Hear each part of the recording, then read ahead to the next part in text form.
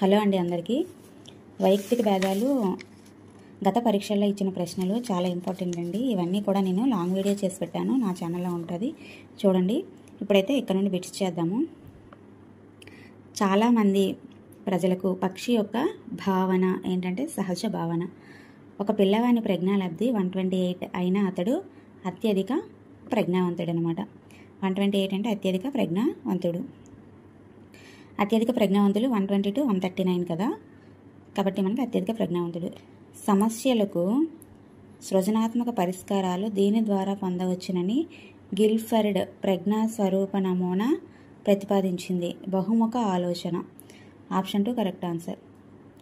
Hereditary genius పుస్తక రచయిత Francis Galton. Next bits next వీడియోలో చేద్దాము. వీడియో నచ్చితే లైక్ చేసి సబ్స్క్రైబ్ చేసుకోండి.